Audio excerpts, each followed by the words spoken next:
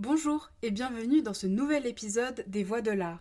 Aujourd'hui, nous allons découvrir des témoignages d'élèves de l'École du Louvre afin de vous permettre de découvrir cette formation. Si vous êtes intéressé par la licence à l'École du Louvre, cet épisode est fait pour vous.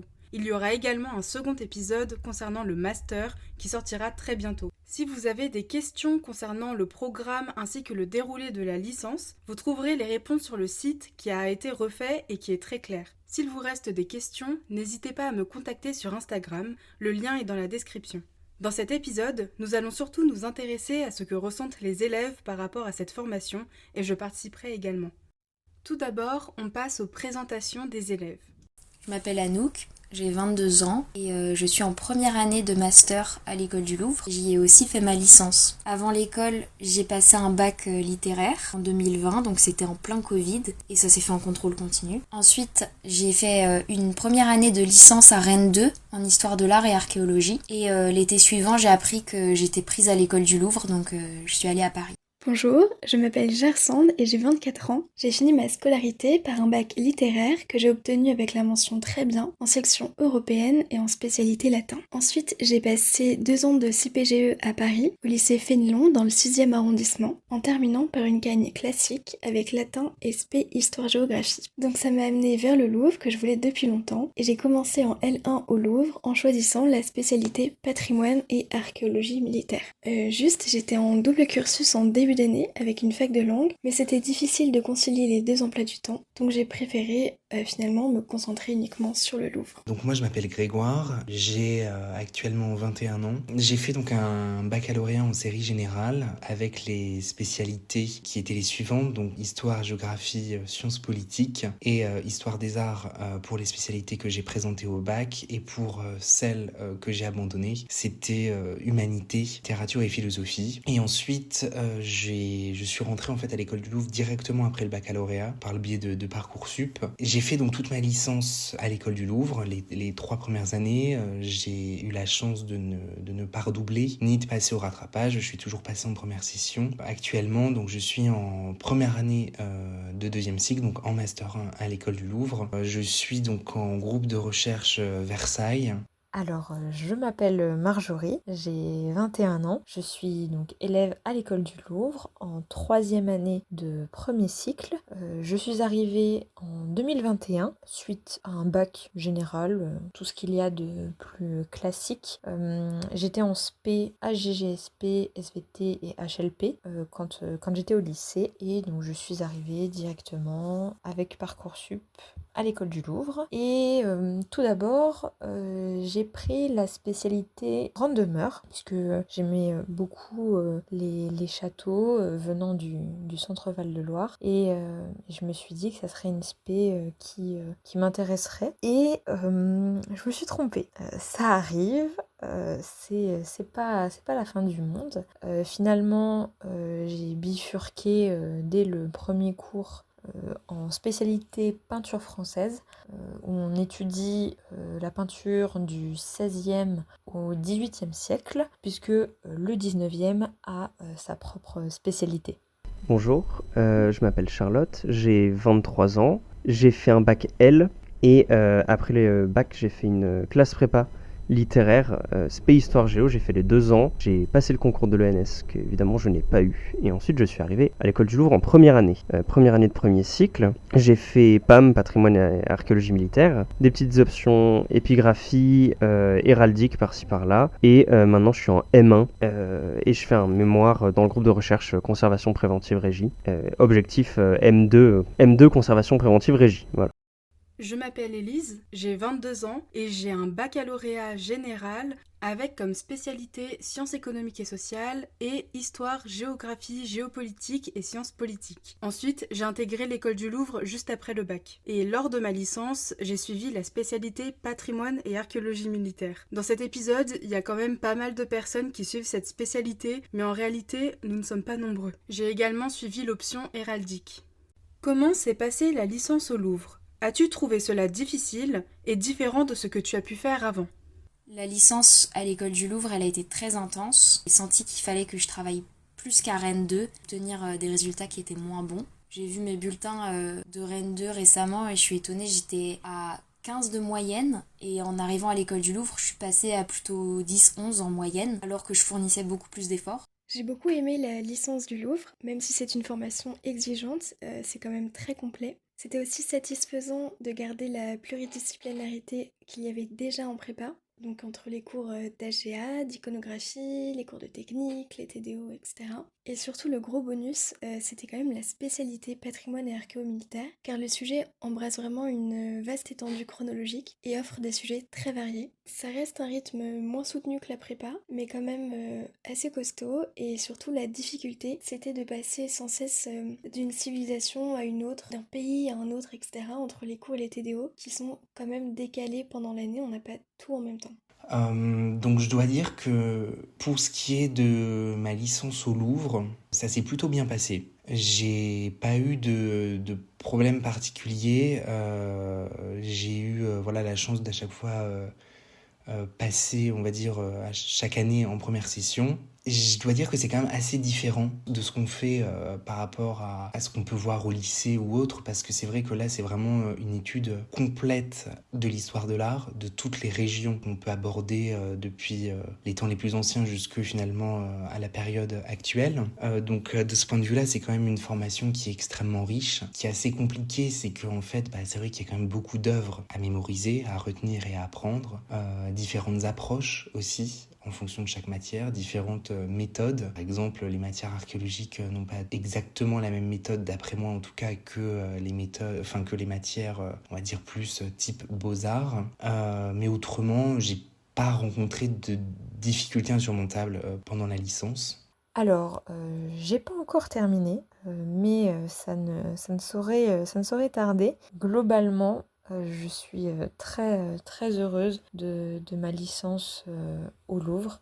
J'ai passé des moments extraordinaires, même si c'est difficile. Ouais, faut pas se mentir, hein, c'est des études qui sont très dures, où il y a beaucoup de charges de travail, où psychologiquement, physiquement, surtout à la fin de l'année, ça vous épuise, mais globalement, un sentiment très positif et très heureuse de tout ce que j'ai pu y faire et de tout ce que j'ai pu apprendre, tout simplement. Les gens aussi que j'ai rencontrés.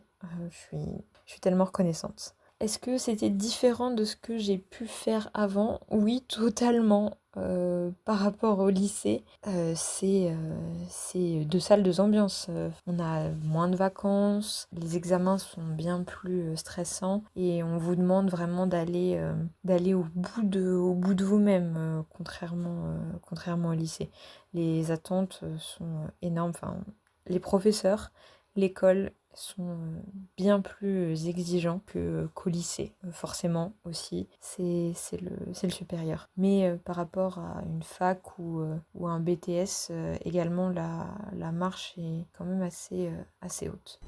Alors la licence au Louvre, j'ai trouvé ça très intéressant, assez intense intellectuellement, mais j'ai pas trouvé ça extrêmement difficile d'un point de vue de l'apprentissage, mais parce que j'avais eu la prépa avant, donc à la première année ça m'a fait des vacances, ça serait un petit peu prétentieux, mais c'était quand même plus simple d'approche. Après, ce qui était difficile, c'était forcément la masse d'informations, avec des disciplines que j'avais pour la plupart pas du tout travaillé avant, et là c'était difficile de tout enregistrer, mais au final ça allait. J'ai trouvé que ce qui était difficile surtout, c'était les attentes en termes d'exercice et les différentes exigences des différents profs en fonction des différentes années, etc. J'ai trouvé ça assez compliqué et franchement pas très clair, mais au final je m'en suis très bien sorti, donc ça va. Je trouve que la licence du Louvre est assez exigeante, mais très enrichissante. Et oui, c'est très différent du lycée, mais ça c'est le cas de toutes les études supérieures. As-tu réussi à concilier vie scolaire, sociale et familiale? Je dirais que oui, c'est vraiment compliqué. Faut savoir vraiment s'organiser, mais c'est pas infaisable. Moi, j'ai la chance d'être à seulement 1h30 de Rennes, où vit ma famille, donc je rentrais assez régulièrement et c'est encore le cas aujourd'hui. Et au niveau social, j'ai pas besoin de beaucoup sortir, je suis plutôt solitaire, donc c'est encore un avantage. Mais c'est vrai que globalement, dans la licence, et c'est encore le cas en première année de master, y a un peu cette impression que ma vie, c'est l'école et ça rythme largement mes journées, quoi. Alors, c'est pas toujours facile de concilier vie scolaire et vie familiale, surtout quand on a les TDO du samedi matin.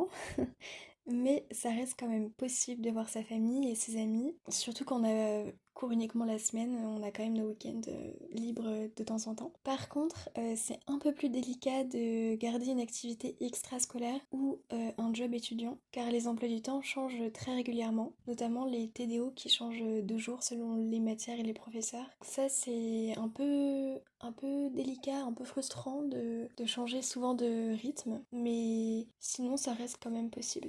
En ce qui concerne cet aspect, personnellement, je sais que c'est possible. Faire la licence à l'école du Louvre, ça veut pas dire devenir moine. On peut très bien avoir une vie familiale, sociale et scolaire. Simplement, en fait, ce qu'il faut savoir, c'est prévoir. C'est-à-dire que personnellement, je suis une personne qui aime prévoir les choses, ne pas être pris au dépourvu. Donc c'est vrai que en prévoyant tout simplement, par exemple, quel soir on va sortir dans la semaine avec des amis, ou enfin ça peut ne pas être qu'un seul soir, mais ça peut être plusieurs soirs, mais simplement le prévoir, le savoir, permet en fait de travailler en amont et d'organiser son travail en amont pour finalement ne pas avoir de retard ou autre. Donc non, c'est tout à fait conciliable. En ce qui concerne la vie de famille également, je sais que personnellement je viens pas de Paris, donc je rentre assez régulièrement, j'ai la chance de venir de Reims, donc très proche de Paris, et donc je reviens très régulièrement dans ma famille le temps d'un week-end ou même pendant les vacances ou autre. Enfin, je sais que voilà, j'arrive pendant les week-ends à travailler mais aussi à profiter de ma famille, donc c'est tout à fait possible. Alors oui, aujourd'hui, j'arrive à le concilier, mais sachez que ça prend du temps. En première année, j'ai fait beaucoup, beaucoup d'erreurs.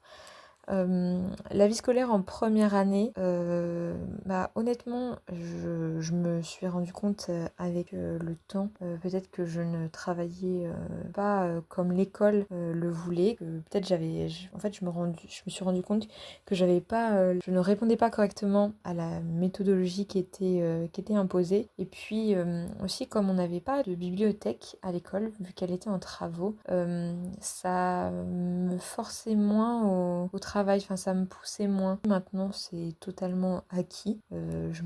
J'adore me faire des journées 100% à l'école, même si c'est long, de 8h30 jusqu'à 19, même des fois 20h le soir. Mais au moins à la fin de la journée, on sait qu'on a été productive et ça fait du bien au moral aussi. Pour ce qui est de la vie sociale, j'ai eu la chance de rencontrer des personnes exceptionnelles qui sont aujourd'hui de très très proches amis. Je sais que j'ai tissé des liens pour la vie.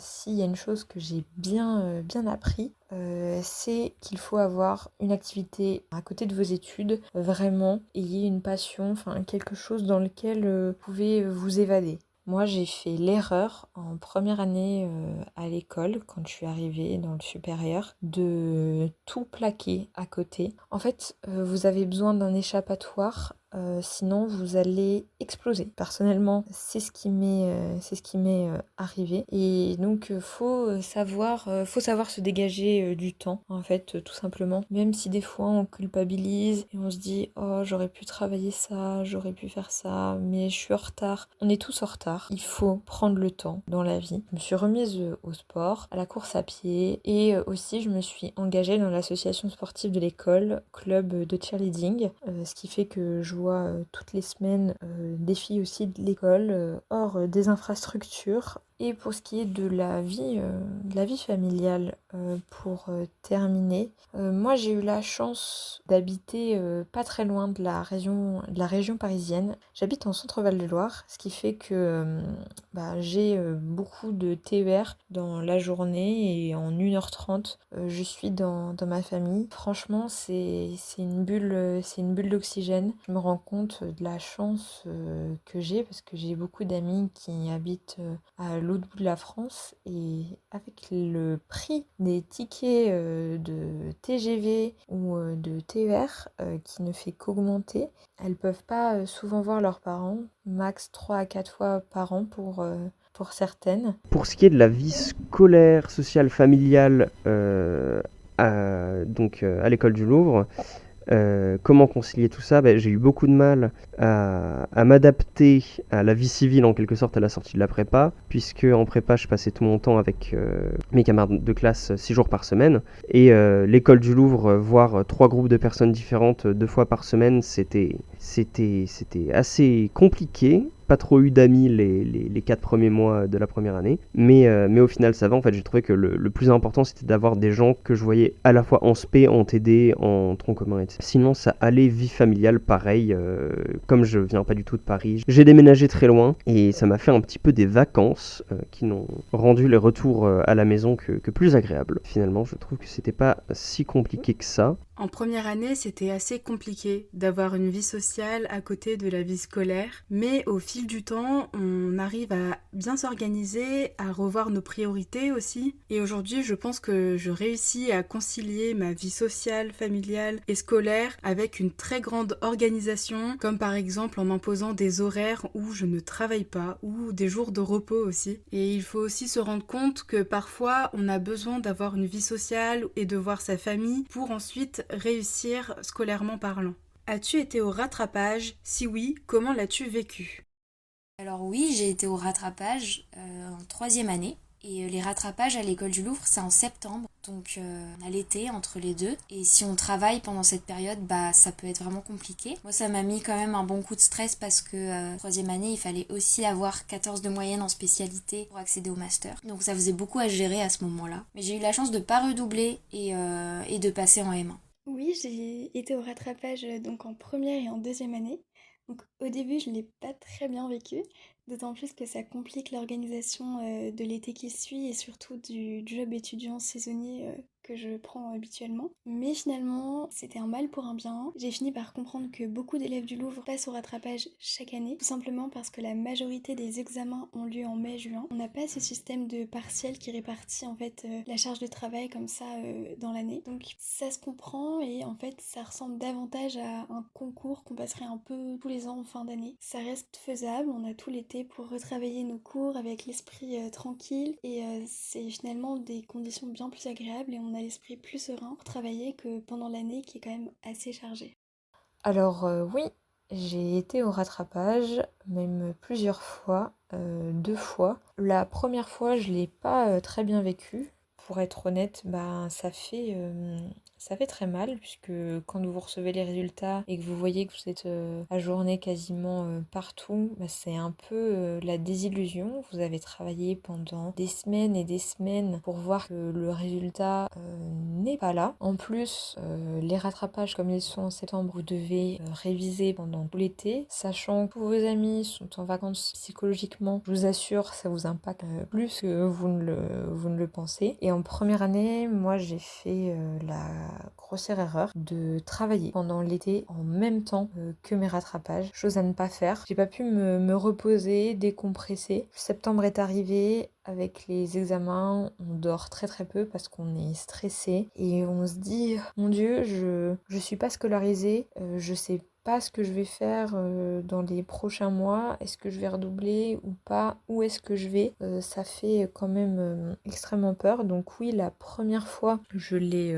pas très bien vécu et la seconde fois c'était l'année dernière et là je l'ai extrêmement bien vécu puisque j'avais pas autant de matière que la première fois et ça s'est extrêmement bien passé parce que en fait je savais que je n'avais pas eu ce bloc parce que je n'avais pas eu le temps de réviser. La 3e année de spécialité, comme elle est cruciale, j'ai préféré valider mon 14 et plus réviser pour ma spécialité au détriment du bloc Moyen-Âge Renaissance qui était le bloc où sans réviser je pensais le maîtriser mieux que d'autres blocs et donc finalement j'ai pas eu la moyenne mais de peu et donc je me suis pas plus inquiétée que ça. Je savais que en ayant 2 mois de révision, malgré tout un peu stressée, mais je n'avais pas de doute, j'étais quasiment sûre que j'allais avoir ce bloc et c'est ce qui s'est passé, donc j'ai réussi à entrer en 3e année. Alors oui, je suis allée au rattrapage plus d'une fois et ça a été assez stressant. De plus, les rattrapages sont début septembre, donc c'est difficile de passer un bon été, donc c'est pas forcément le plus agréable à vivre, même si je garde quand même un bon souvenir de mes étés.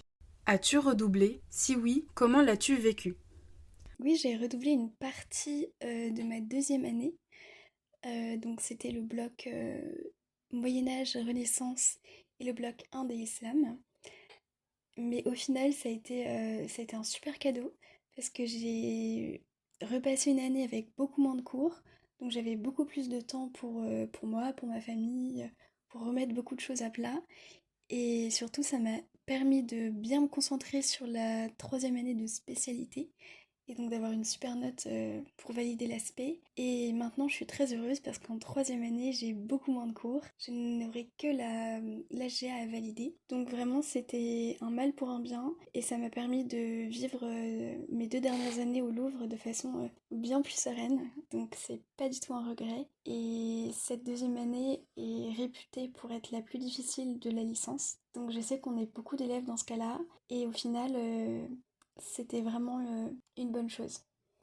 Au début, je vous avoue que je l'ai extrêmement mal vécu. J'avais l'impression que c'était la fin du monde. Comme je suis quelqu'un qui est assez perfectionniste et très anxieux, j'avais un peu une peur de l'échec que je ne l'avais jamais expérimenté. Toute ma scolarité a été extrêmement fluide et plutôt simple. Et là, le redoublement, il a fallu encaisser.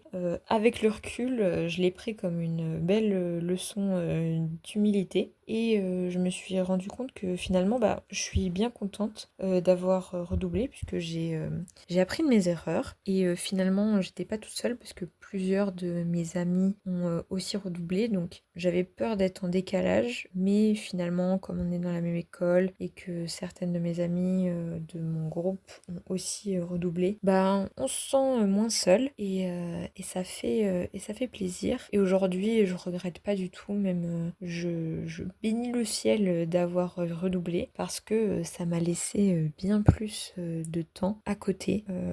Comme j'avais moins de cours, j'ai pu me consacrer un peu plus à moi et travailler aussi mes cours à 200%. Sachez que ce n'est pas la mort. Un an dans une vie et dans des études, c'est rien du tout. Franchement, c'est pas grave. Vous aurez appris et vous allez en tirer tellement de leçons que après vous aurez totalement oublié pourquoi vous avez été aussi triste ou totalement perdu. Enfin, franchement, ce n'est que pour le meilleur. Oui, j'ai redoublé ma deuxième année et franchement, je l'ai pas du tout mal vécu. En fait, lorsqu'on a les rattrapages en septembre, on a tout l'été, c'est-à-dire 2 mois pour se faire à l'idée qu'on allait redoubler. Donc lorsque c'est arrivé, je n'étais pas triste ou déçue. Et puis je connaissais des personnes qui ont également redoublé, donc ça fait toujours du bien de ne pas se sentir seule dans cette situation. Quelle est la meilleure manière de travailler ces cours selon toi? Moi, je dirais que ça dépend de chacun et de son type de mémoire. Moi, j'ai une mémoire auditive, donc ça m'aidait pas mal de parler à voix haute et de m'expliquer des choses à moi-même. Je me suis pas mal aussi enregistrée pour me réécouter ensuite. Je me faisais des petits podcasts sur différents aspects du cours. Et ça peut faire gagner pas mal de temps, notamment quand on n'a plus beaucoup de temps pour apprendre et qu'il faut qu'on remplisse les petits interstices de ces journées avec ces podcasts. Et c'est plutôt un apprentissage passif, mais ça aide bien. Et il y a un conseil aussi que les profs nous donnaient pas mal, qui est pas bête du tout, c'est de travailler avec d'autres étudiants. Moi, j'ai pas mal travaillé sur des cours à deux avec un ami et ça aide beaucoup parce que au lieu de se sentir seul et déprimé, on se retrouve à deux et ça devient plus une conversation et ça rend les choses vivantes et parfois drôles. Et puis ça aide à garder sa motivation.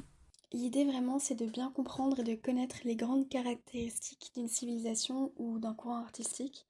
Donc pour cela, vraiment, il ne faut pas hésiter à afficher si ça marche bien et aussi à apporter des exemples bonus et personnels parce que ça fait vraiment la différence dans les copies, c'est très apprécié par les professeurs. Et en plus des cours d'AGA et de TDO, il y a vraiment 3 ressources principales à prendre. Tout d'abord les manuels de l'école du Louvre ou alors les gros manuels d'histoire de l'art Flammarion qui sont vraiment très bien pensés, très complets et qui permettent d'avoir les choses en tête, mais de façon vraiment claire, dans le monde des musées, des expositions, etc. Par exemple, il y avait un catalogue Reconnaissance des Arts. C'était un hors-série sur les trésors de Notre-Dame l'année dernière, et ça, c'était vraiment une pépite. Et surtout, bien, rester curieux et chercher aussi des documentaires sérieux, attention.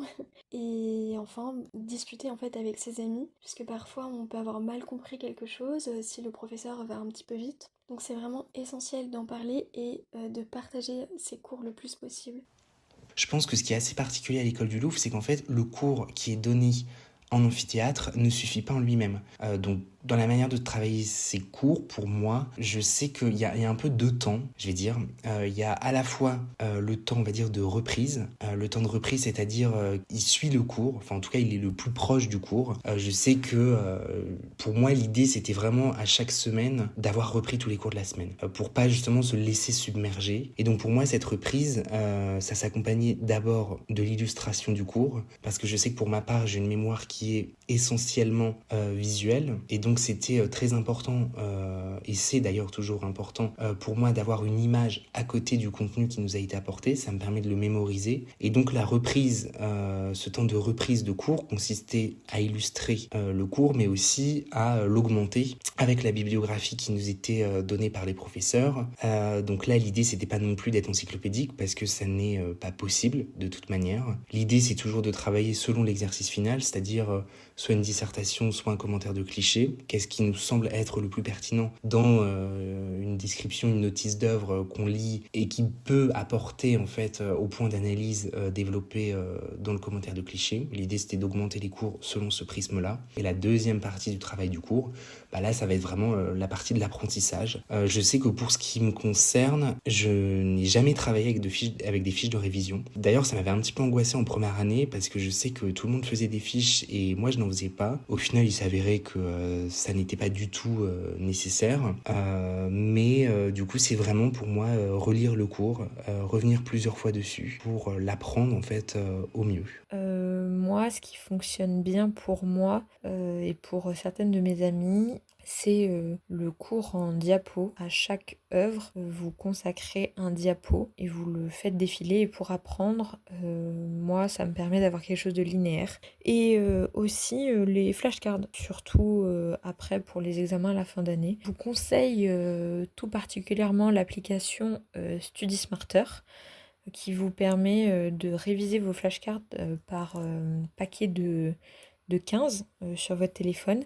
Et tant que toute votre série n'est pas connue à 100%, vous ne pouvez pas passer à la série suivante. Et ça vous permet de bien travailler. Et le top du top, c'est aller dans les musées. Même si vous allez en musée le week-end, je sais pas, pour faire une expo, pour vous balader, allez en musée et par hasard, si vous retombez sur l'œuvre que vous avez vue en cours, et ben ça change vraiment la donne de voir l'œuvre en vrai, et vous voyez où elle est, vous avez fait le chemin jusqu'à cette œuvre, et dans le coup, juste ça, et ben c'est un travail de mémoire, c'est un travail de cours, et aussi, si j'ai un autre petit conseil, travailler avec des gens, surtout pour les révisions, travailler en groupe ensemble, à plusieurs, c'est un game changer. Moi, je sais que je n'aurais pas validé mes examens si je n'avais pas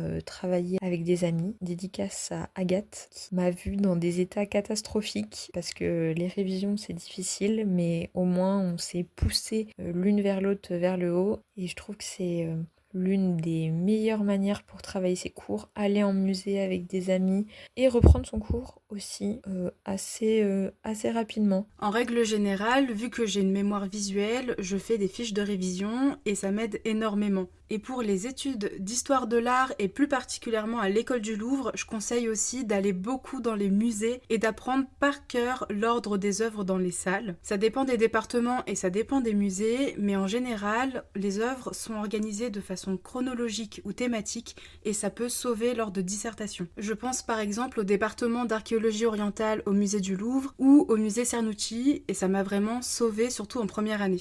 Faut-il apprendre par cœur ces cours ? C'est triste à dire, mais comprendre le cours, ça suffit pas. À un moment donné, il faut apprendre par cœur des informations très précises qu'on oublie très rapidement ensuite. Donc à l'école, on a dû apprendre énormément de cartels d'œuvres. Donc c'est son identité avec l'auteur, le titre, les matériaux, les dimensions à peu près, la date et le lieu de conservation. Donc ça fait beaucoup d'informations simplement pour une œuvre et on a des centaines d'œuvres à connaître. Donc la mémoire, c'est vraiment l'outil principal à l'école, mais ça c'est vrai pour beaucoup d'autres endroits. Il faut avoir une très bonne maîtrise de son cours, ça c'est certain. Pas par cœur, enfin je veux dire pas au mot près. C'est vrai que ce qui est quand même bien, c'est qu'il n'y a pas de définition vraiment stricto sensu qu'il faut ressortir au mot près dans une dissertation ou autre.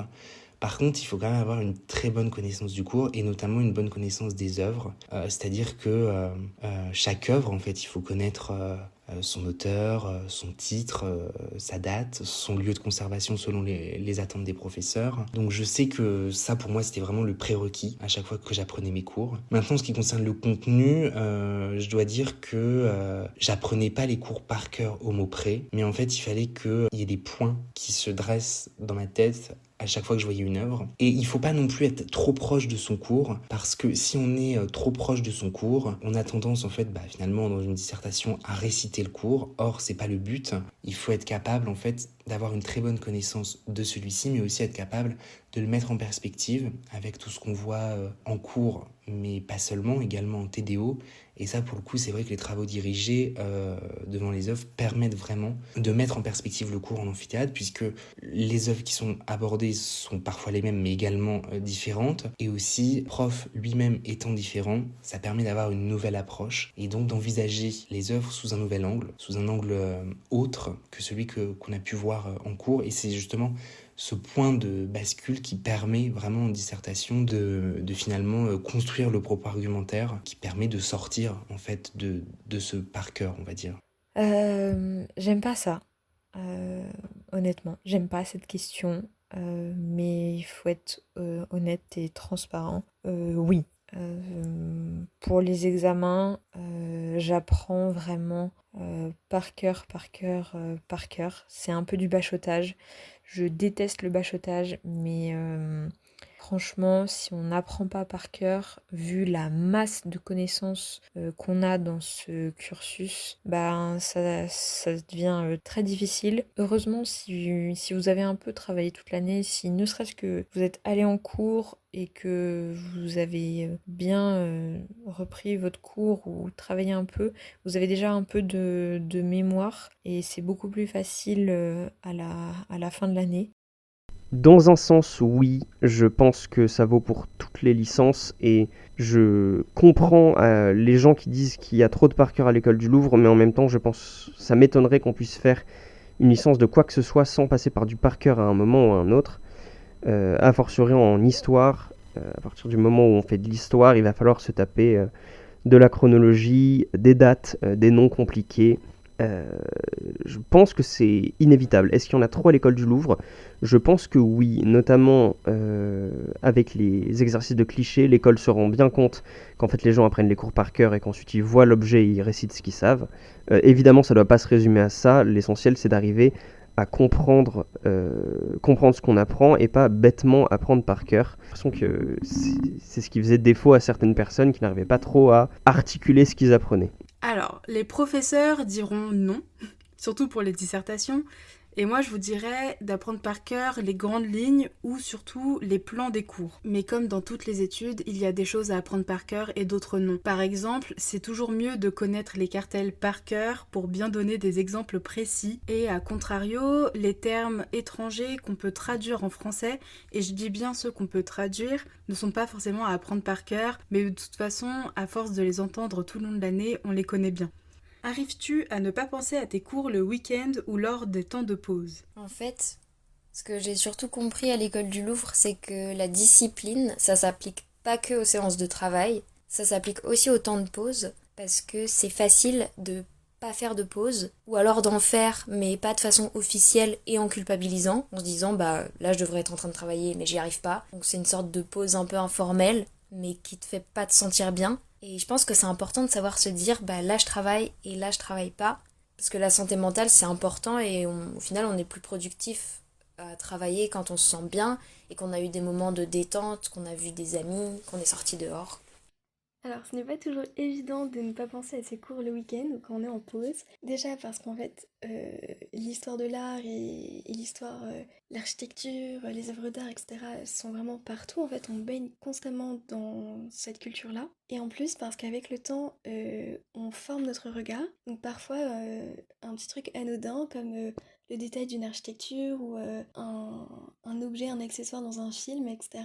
vont vraiment attirer notre œil et tout de suite on va penser ah mais ça me rappelle tel ou tel cours, ce qu'a dit tel prof en TDO, etc. Donc à la fois c'est une grande chance, ça veut dire que la formation est efficace et qu'on est bien formé, et parfois c'est un peu frustrant. Donc c'est toujours bien d'essayer de trouver aussi une activité vraiment exutoire qui n'a rien à voir, et surtout rester entouré d'amis qui ne sont pas issus seulement du Louvre pour vraiment se changer l'esprit et avoir d'autres sujets de conversation. Ça c'est très important. En ce qui concerne ça, c'est vrai que l'école du Louvre, c'est quand même une école qui est une école de passion. Donc c'est vrai que je sais que personnellement, j'ai un petit peu de mal à ne pas penser aux cours le week-end ou durant des temps de pause. Mais c'est pas une pensée qui est obsédante, c'est une pensée qui est là, qui est présente, mais c'est pas non plus... Enfin, je n'ai pas le cerveau occupé que par ça, encore heureux. C'est vrai que c'est assez présent parce qu'en fait, le week-end, on est quand même tenté d'aller voir des expositions, d'aller voir différentes choses en fait, et c'est vrai que les expositions nous font aller dans les musées, et les musées sont, en tout cas pendant le premier cycle, un peu la deuxième salle de cours. Donc c'est vrai que par la force des choses, on pense très souvent, au-delà même des simples cours, des cours simplement qu'on a en amphithéâtre, on pense, en tout cas moi je sais que c'est mon cas, je pensais aux cours en dehors. Maintenant j'avoue que c'était pas non plus obsédant. Oui, mais je vous avoue que parfois c'est assez difficile, mais ça fait du bien aussi d'avoir un échappatoire quand t'es en vacances ou quand tu fais un truc pour toi ou seul. C'est vraiment important parce que sinon on explose. Mais trigger, l'école prend tellement de place dans notre vie que on a beau des fois ne plus y penser, l'école revient au galop d'un coup. Je m'explique. Comme à l'école on nous apprend à avoir un œil, un regard, à savoir tout analyser, tout reconnaître, et ben des fois, quand vous êtes dans votre temps libre, que je sais pas, vous vous baladez dans la rue, vous faites des visites, n'importe quoi, et ben des fois vous allez, je sais pas, voir quelque chose et les connaissances que vous avez eues à l'école reviennent au galop. Par exemple, moi je sais que ça m'arrive très souvent et des fois ça fait un peu peur. C'est très souvent quand je suis dans des librairies et que des fois il y a des tableaux sur les couvertures de livres alors que je suis juste là pour me balader, feuilleter et tout ça, je pense pas du tout à l'école. Et ben d'un coup vos connaissances reviennent et des fois vous êtes capable de citer le cartel parfaitement du tableau qui est sur la couverture d'un bouquin. Ça m'est arrivé dans une boutique souvenir, il y avait un livre avec un tableau religieux et j'ai à peine regardé le tableau sur la couverture qu'en une demi-seconde j'avais le cartel. Et après, j'ai ouvert le livre et j'avais tout bon. Et ça, je peux vous dire que c'est assez flippant. Mais bon, on s'y fait. Pas du tout. Et c'est le cas pour plein d'études, mais en histoire de l'art, c'est vrai que c'est difficile de ne pas analyser l'architecture ou tout ce qu'on peut voir dans un musée. Donc c'est vrai que c'est difficile de poser son cerveau. Quel est selon toi le gros point positif de la licence à l'école du Louvre ? Je dirais que c'est ce qu'on retrouve pas ailleurs, donc c'est vraiment les TDO. Le fait d'aller dans le musée du Louvre et d'aller aussi dans d'autres musées parisiens et d'avoir cours en face des œuvres. Et ça a vraiment rien à voir avec une image sur un PowerPoint. On comprend beaucoup mieux l'œuvre et sa matérialité quand on est en face, qu'on peut tourner autour. Ça a vraiment rien à voir pour le coup. Pour moi, le gros point positif de l'école du Louvre, c'est vraiment que c'est une formation unique et très complète, qui est donnée à peu d'élèves parce qu'on n'est pas très nombreux par promotion.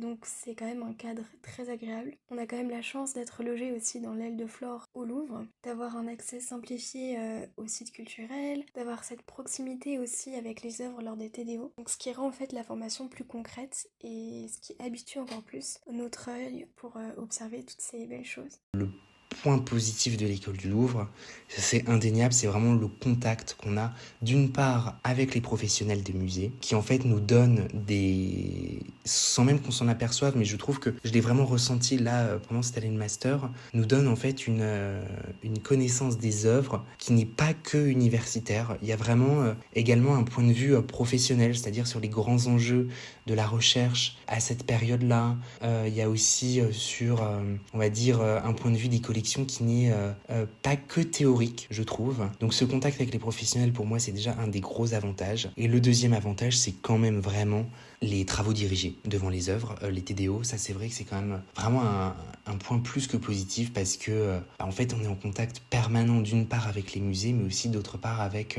vraiment les œuvres elles-mêmes.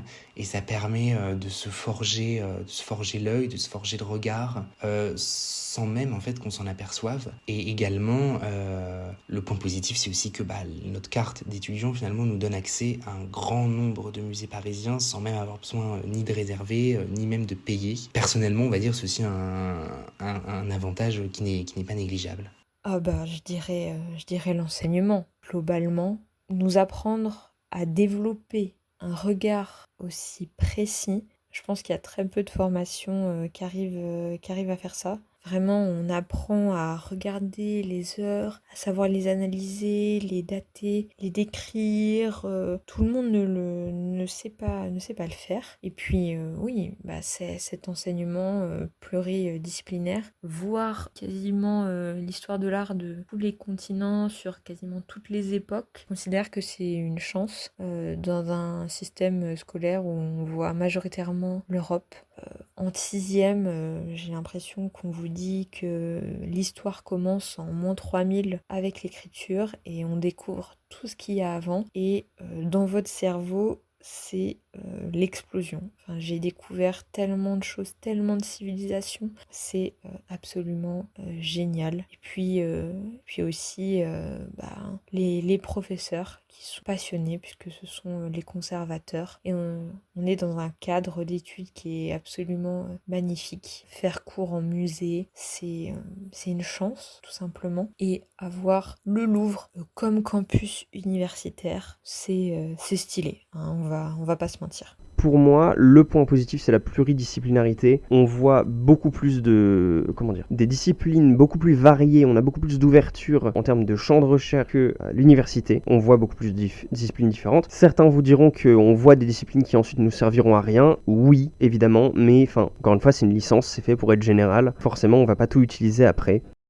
Je pense que le gros point positif à l'école du Louvre, c'est le fait que les TD ont lieu dans les musées. Ça nous permet vraiment de se familiariser avec les musées, avec les institutions culturelles en règle générale. Et puis pour retenir les cours, c'est aussi beaucoup mieux et beaucoup plus efficace de voir l'œuvre en face plutôt que sur une diapositive. Quel est selon toi le point négatif de la licence à l'école du Louvre ? Je dirais que c'est la charge de travail qui est quand même très conséquente. Et le fait que la réussite repose principalement sur la mémoire et aussi un esprit d'analyse et de synthèse, mais avant tout, il faut connaître ses cours. Je dirais que le point un peu négatif de l'école, ça reste l'organisation de la vie scolaire et de la vie étudiante. Tout d'abord parce qu'on est un petit campus dans un site assez réduit, donc on n'a pas vraiment d'espace de restauration assez grand, très adapté, on n'a pas une vie étudiante époustouflante. Ce qui concerne aussi les TDO le samedi matin, c'est pas incroyable. Et enfin, le fait qu'on n'ait pas de partiel en cours d'année, donc on a quand même une grosse charge de travail en fin d'année, ce qui explique donc le nombre d'élèves au rattrapage tous les ans. Alors forcément, s'il y a des points positifs, il y a aussi des points négatifs. Je dirais que peut-être le point négatif, en tout cas moi c'est que la manière dont je l'ai vécu sur le moment, c'est quand même cette idée d'une année qui n'est pas en semestre, mais qui est en année. C'est-à-dire que c'est comme si en fait on passait le baccalauréat chaque année. C'est vrai que c'est une grosse source de stress, une très grosse source de stress. Ça il y a aucun doute.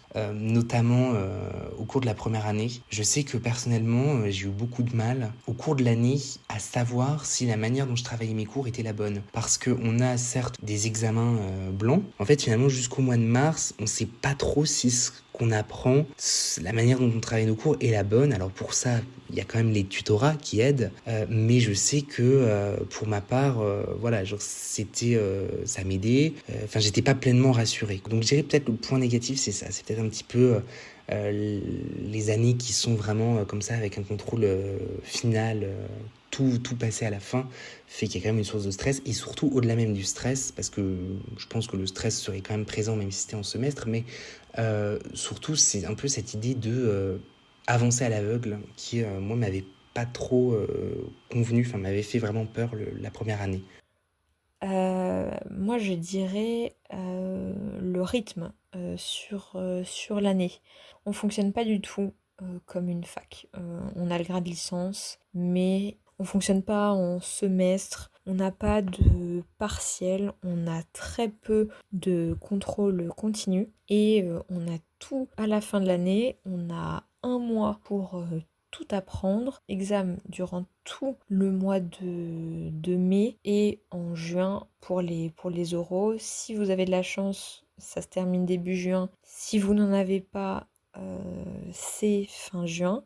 Et je peux vous dire que psychologiquement, quand tous vos copains qui ne sont pas à l'école sont en vacances, qu'il fait beau dehors et que vous devez être enfermés à travailler, bah ça fait mal. Et surtout, c'est énormément de pression parce que toute l'année, vous ne savez pas vraiment ce que vous valez parce que vous n'avez pas d'examen. Et donc, vous avez une pression énorme parce que une année qui se résume en 20 heures, bah ça fout la pression. Je vais pas vous mentir. Le point négatif, à mes yeux, malheureusement, mais je pense pas que ça se résume à la licence, mais je pense que c'est l'organisation, que c'est un problème de communication et de transparence entre l'administration de l'école du Louvre et les élèves. Alors évidemment, l'administration a ses propres problèmes et ses propres difficultés qui, dans un sens, la regardent et en même temps, ils font comme ils peuvent. Mais il y a eu des événements qui ont fait que vraiment les élèves se sentaient un petit peu lâchés par l'école. On peut penser notamment à l'épisode du prof de 19e d'art du 19e siècle l'an dernier en 3e année, quand j'étais en 3e année, avec un manque de transparence complet entre le prof et l'école et les élèves. Bref, personne ne savait ce qui se passait et comment ça allait se passer, à tel point qu'ils en sont venus à annuler l'épreuve de 19e. Pour moi, le point négatif, c'est clairement l'organisation. Également, petite parenthèse sur les travaux de groupe avec des groupes imposés qui sont honnêtement catastrophiques à organiser, qui ne suscitent pas l'enthousiasme de la part des élèves et qui causent plus de problèmes qu'autre chose, et qu'après on va nous répondre que dans la vie on sera amené à travailler avec des gens qui sont pas nos potes, et on se dit bah oui mais bon, là on n'est pas encore dans la vie active, c'est le principe des études, mais bref. Pour moi, un des seuls points négatifs de l'école du Louvre est le fait que les rattrapages soient en septembre. Si tu pouvais remonter le temps, choisirais-tu encore l'école du Louvre pour la licence et le master ? Et si je pouvais remonter le temps, oui, je pense que je choisirais toujours l'école. Parce que c'est unique, on a ces cours dans les musées, et puis ça m'a permis de découvrir beaucoup de choses. Et je pense que ça m'a aidé à me construire une ouverture d'esprit en découvrant d'autres cultures. Et en découvrant aussi des religions, un sujet que je trouve intéressant. Oui, bien sûr, je choisirais quand même le Louvre si je devais recommencer. Toutefois, je changerais quand même la méthode de travail dès le début pour ne pas être débordée en fin d'année et mieux apprécier aussi les cours qu'on reçoit. Non seulement je choisirais donc cette formation pour la qualité des cours, mais aussi pour toutes les opportunités qu'elle apporte, notamment des stages incroyables. Donc j'ai fait plusieurs stages, notamment un à Londres avec notre professeur de spécialité Karen Watts, et c'était vraiment un moment clé dans mon parcours de licence. Et c'était absolument fantastique. On est parti avec des copains de l'ASP. Et alors là, ça a été très très formateur comme expérience. Je ne pense pas qu'on aurait eu accès à ce stage-là si on n'avait pas été à l'école, ça c'est certain. Donc là, c'était absolument incroyable d'être comme ça au contact direct avec les œuvres, de toucher les œuvres, d'organiser tout ce qui était régie, montage d'exposition. On avait des supports riches, très variés, vraiment d'une grande préciosité. Notamment les gants de couronnement de la reine Elisabeth II. On avait un costume de cour de Charles Dickens, de l'orfèvrerie. Enfin bref, c'était formidable. Vraiment un énorme merci au Louvre pour cette opportunité. Du coup, si j'avais la capacité de remonter le temps, sans aucun doute, je ferais le même choix. Je ferais le choix de l'école du Louvre parce qu'en fait, c'est vrai qu'il faut reconnaître que c'est une école qui offre, en tout cas pour la licence pour le moment, et bon, même là, je suis en M1, j'ai pas fini la première année, mais je vois déjà les bénéfices de cette année. C'est une école qui est extrêmement, qui permet d'ouvrir son esprit à beaucoup de choses, à des choses que j'aurais jamais soupçonnées, même appréciées auparavant. C'est vrai que mon intérêt personnel se porte plus pour les temps modernes, en particulier le XVIIe et le XVIIIe siècle, mais je me suis retrouvé vraiment passionné par toutes les matières. Bien sûr, il y en avait certaines que j'appréciais plus que d'autres, mais globalement, il y a un intérêt qui est profond pour toutes les matières et tous les arts. Et ça, c'est vrai que c'est quelque chose, je me demande si on pourrait retrouver ce même intérêt dans d'autres formations. Ce qui motiverait aussi de nouveau le choix pour l'école du Louvre, c'est justement cette idée que on a à l'issue, en tout cas de la licence, un aspect qui est un petit peu encyclopédique entre guillemets, toute proportion gardée puisqu'on ne sait pas tout sur tout, mais c'est l'idée qu'en fait maintenant, en sortant de la licence, je sais que on peut voir à peu près n'importe quelle œuvre. On pourra au moins savoir un peu d'où elle vient, en parler, on aura des restes, on aura des choses qui nous interpelleront, que ce soit de manière stylistique, que ce soit aussi de manière technique, puisqu'en plus de ces cours, on va dire, qui traitent des aires géographiques ou bien des siècles, on a les cours de technique de création qui nous permettent aussi d'aborder les techniques de fabrication des œuvres, et ça c'est aussi très intéressant, c'est une partie intégrante en fait de la connaissance de l'histoire de l'art que nous offre aussi l'école du Louvre. Donc il y a quand même une richesse en fait en termes de contenu qui nous est apportée, qui fait qu'aujourd'hui je choisirai à nouveau sans hésitation l'école du Louvre. Oui, malgré tout ce que je viens de vous dire, tout à fait. J'y retourne les yeux fermés. Vraiment, j'adore ce que je fais. Je m'éclate à 200% dans mes études. Et c'est pas donné à tout le monde d'aimer ses études à ce point-là. Je me rends compte du privilège que j'ai. Je suis extrêmement chanceuse d'étudier dans l'une des meilleures écoles d'histoire de l'art de France et une des meilleures du monde, parce que on est au Louvre quand même, dans l'un des plus beaux musées du monde. Et oui, être à Paris, dans une capitale mondiale, tout est tellement à grande échelle, que on se rend compte de la chance qu'on a. Et oui, bien sûr, je referai encore et encore et encore ce cursus si je le pouvais. Je pense que je serai une auditrice libre quand je serai vieille et retraitée. L'école du Louvre, pour la licence, oui, définitivement, je pense qu'on a une... comment dire ?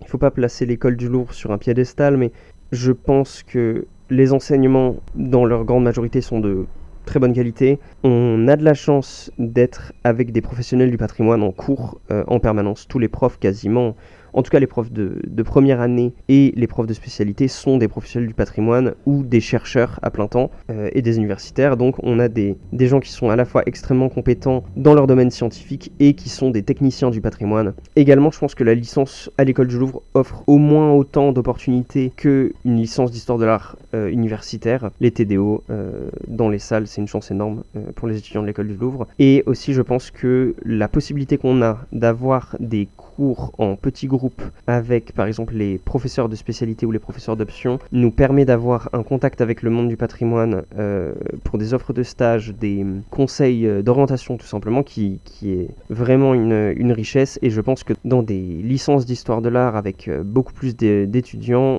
les élèves ont probablement moins d'opportunités.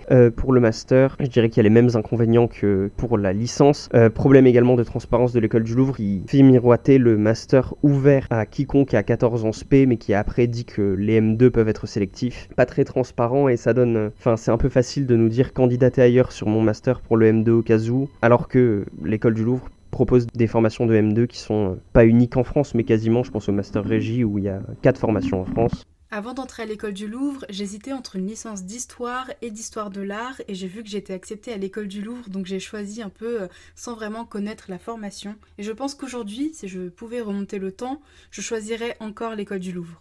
Pour les personnes en 3e année de licence, te vois-tu en master à l'école du Louvre ou veux-tu changer d'établissement ? Je ne me vois pas rester ici en master au Louvre, et ce pour plusieurs raisons. Je pourrais, grâce aux notes de spé obtenues l'année dernière. Toutefois, l'organisation du M1 et des groupes de recherche de mémoire ne me plaît pas vraiment. J'ai également envie de changer d'environnement. Je sais que d'autres formations correspondent davantage à mon projet professionnel, et j'aimerais avoir un profil plus varié, plus complet aussi avec l'approche universitaire.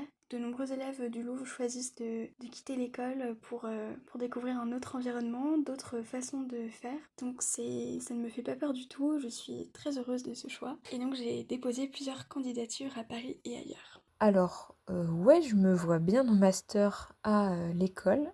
J'ai changé d'avis très récemment là-dessus. En fait, en voyant mes amis en master, les séminaires, le mémoire, même si c'est assez difficile, ça m'a tout de même un petit peu donné envie de faire de la recherche. Donc, je ne me ferme pas la porte. Comme j'ai eu mon 14, que j'ai validé l'aspect, j'ai ma place. Mais moi, mon rêve à moi, c'est de devenir restauratrice de tableaux. Et pour ça, malheureusement, il faut que je quitte l'école. Donc l'année prochaine, là, quand j'aurai validé ma licence, j'espère être prise dans la prépa restaurateur qui associe Nanterre, l'école du Louvre et le musée Rodin. Donc je serai à l'école du Louvre, mais pas entièrement à l'école du Louvre. Au moins, ça va me permettre de quitter l'école en douceur et pas brutalement. Pour faire cette prépa, m'y consacrer, ça dure 1 an. On nous prépare pour le concours d'entrée à l'Institut national du patrimoine dans le département de restauration. Et moi, c'est la peinture qui me fait vibrer. Et donc j'espère pouvoir y arriver. Donc dans les prochaines années, je vais devoir changer d'établissement. Je souhaiterais changer d'établissement pour découvrir un nouveau fonctionnement, mais continuer le master à l'école du Louvre ne me dérangerait pas du tout car il a l'air passionnant. Pour les personnes en 3e année de licence à l'école, qu'est-ce que ça fait de savoir qu'il ne reste que 5 semaines de cours avant la fin de la licence au Louvre ? Effectivement, la fin de l'année approche à grands pas, donc c'est à la fois triste parce que le Louvre était quand même ma maison pendant plusieurs années et c'est un cadre quand même assez exceptionnel. Mais en même temps, j'ai pas vraiment le temps de me poser trop de questions en ce moment, j'ai déjà la tête dans les révisions, parce qu'effectivement la fin c'est dans 5 semaines, donc ça reste une période de transition qui fait quand même un peu peur, mais ce qui est certain c'est que j'ai hâte d'arriver au bout et de changer d'environnement. Qu'est-ce que ça te fait de savoir qu'il ne reste que 5 semaines de cours avant la fin de la licence au Louvre? Quoi? Oh non, mais fallait pas... Ouah, mais cette question-là de but en blanc. Eh ben, honnêtement, je suis assez triste. Il reste que 5 semaines. Oh, mon Dieu, c'est passé si vite. Vraiment, ça fait 4 ans que je suis dans cette école, mais à la fois c'est passé vite et à la fois j'ai l'impression que mes cours d'archéologie romaine, c'était il y a une éternité. Non, assez triste parce que j'aime beaucoup les cours, j'aime beaucoup ce qu'on nous enseigne. Je suis assez insatiable au niveau du savoir, vraiment j'adore engloutir un maximum de connaissances et apprendre de nouvelles choses. Vraiment ne cesser jamais d'apprendre, comme ça on ne devient pas on ne devient pas fermé. Soyez ouverts d'esprit. Et ouais, non, ça va. Je pense que je vais lâcher ma petite larme quand je quitterai l'amphithéâtre pour mon dernier cours. Ça fait assez bizarre de penser que mon aventure à l'école du Louvre se terminera peut-être dans 5 semaines, hors examen bien sûr, et c'est assez émouvant de voir que le temps est passé extrêmement vite. J'espère que cet épisode regroupant des témoignages concernant la licence à l'école du Louvre vous a plu. On se retrouve très prochainement pour l'épisode concernant le master à l'école du Louvre.